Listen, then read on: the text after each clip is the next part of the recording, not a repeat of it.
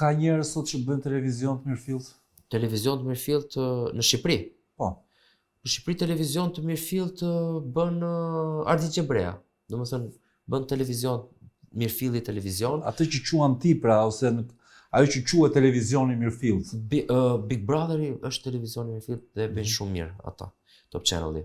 Është televizion i mirëfillt, është emisionet e përditshmërisë janë televizion. Domethënë janë televizion në kuadratin e televizionit. Jo, unë kisha pak më shumë të pjesa e spektaklit, e shoh. Te spektakli. Po tani ka një gjë që televizion nuk po prodhon. Shiko, dhe lajmet e për spektakël, po ta shohësh edhe. E vërtetë. Okay, se nuk televizion të mirëfillt, problemi është që duke qenë se është i kushtueshëm. Pra ti e vendos nëse vendosin peshore kostot apo mungesa e njerëzve cilësor? Nuk është e vërtetë. Këta njerëz nuk është se u bën papritur jo cilësor. Thjesht njerëzit cilësor, vetë çfarë do të thonë cilësor? Cilësor kreativ. Tani ata që janë kolos kanë mbetur. Vera vazhdon të bën programet e veta. Arditi siç thash vazhdon me programet e veta.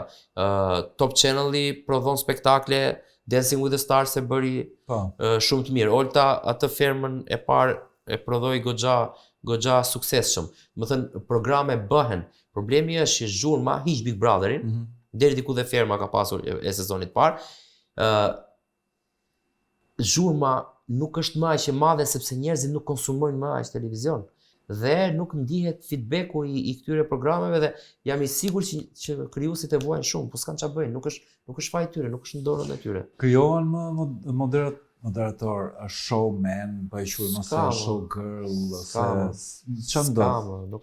Nuk ka fare. Unë nuk mendoj që do ketë më. Do bëhet one man show, one woman show, nuk secili do ketë kontentin e vet. Ti e shet, domethënë që do ta ketë në platformat alternative, nuk shiko, mirëmbrëma të nderuar teleshikues, mirë se erdhët. Do të pyes për diçka, si është marrëdhënia mes pronarit dhe një figure të një televizioni? Pra si në kundërshtrimin tënd, si qëndrojnë këto dy? Tani unë jam një njerëz që nuk mund të qahet nga pronarët. Tani këtë duhet ta them. Jo, domethënë si po marr konkretisht. Vendoset për fatin e një figure në televizion. Këtu pasaj din çfarë do të thosh. Është fenomen që do dhënë botë ose nuk është. Shiko, unë kam shumë problem viktimizimin. Nëse dikujt, në çdo lloj kompanie, nuk i duhesh vëlla. Dhe e kundërta. Nëse kompania jote nuk më jep më atë energjinë atë të marr, unë duhet iki. Kjo ideja që rinë dy palë dhe nuk largojnë dot njëri tjetrin, kjo mua nuk më pëlqen. Unë nuk besoj tek ideja e mos respektimit të figurave. Nëse një televizion i caktuar, në moment caktuar Vision Plusit po them, nuk do i duhesha dhe Genci do më largonte, do mërzitesha shumë, por në fakt mendoj që ai do më bënte një nder sepse nuk më donte më në projektin e vet. Nëse Sandri në moment të caktuar tha, unë e mbyll të programin, nëse mua do më mbante, për çfarë do më mbante? Do lëmosh në vizionin e tij. Në vizionin e tij unë nuk do isha më. Kush është ka Trash TV sot? Trash TV ka, Trash TV po nuk është pse duhet është bërë një kështu e madhe që televizioni duhet të jetë shumë edukativ. Sigurisht edhe duhet të edukoj, po televizioni ka si qëllim të fitoj. Po për të shkuar deri si të fitosh, për në cilës formë. Ato klikimet, si do t'i marrë? Klikimet do t'i marrësh me atë që buk dhe cirk thotari si e diti. Edhe pyes pak më vonë. Për filmin. A ka Trash TV? Sigurisht që ka Trash TV. Ku nuk ka Trash TV? Më thuj. Ty të dalin figurat më të rëndësishme të CNN-it.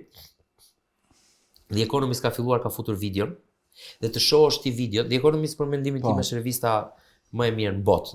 Për mua personalisht jam që fëmijë abonuar që fëmijë. Domethënë që 19 vjeç dhe e ndjek shumë.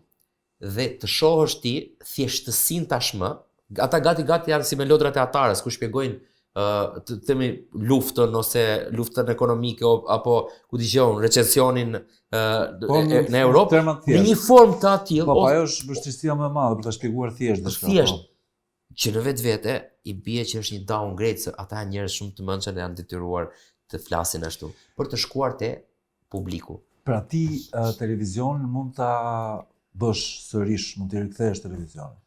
Jo. Me këtë mendim që jam, jo. Vërtet. Unë do i kthehem Se televizion. më duk nga ky prolog, po i thon, nga ky sqarim që bëre sikur mund të jesh prap. Edhe një kur mos thuaj kur, Me pra mirë dakord. po unë nuk kam më qef. Cili program të Nuk afashonon? më josh. Tani momentalisht Po. asnjë. Asnjë? Tani në këtë momente jo, më përpara kur kam qenë në kushte të caktuara, kur e kisha atë le të themi isha i uritur, Dhe kështë prezantuar për shumë Big Brother? dikur po. Me shumë, do më thënë, kam Ose do qenë ishe xheloz. producent, ose do ishe pjesë e Kam një qenë xheloz, formate të tillë. Xheloz. Për Big Brother 1, Këngë Magjike 2, Top Fest 3, Po, kam qenë shumë xheloz. në shkuptim. Që do doja të më haja veten me dhëm, që si kam pasur unë. Po absolutisht po. Do me Big Brotheri kush është një producent, është hipokrizi, thuash që nuk do doja të kisha një format të tilla për masa fermëm. Kush është kush të rejë shumë Big Brother i Shqipërisë apo i Kosovës? Absolutisht i Shqipërisë. Për cilat arsye për shembull? E para është realizuar në gjykimin tim goxha më mirë. Arbana dhe Ledioni në gjykimin tim prapë Po. e kanë drejtuar shumë mirë.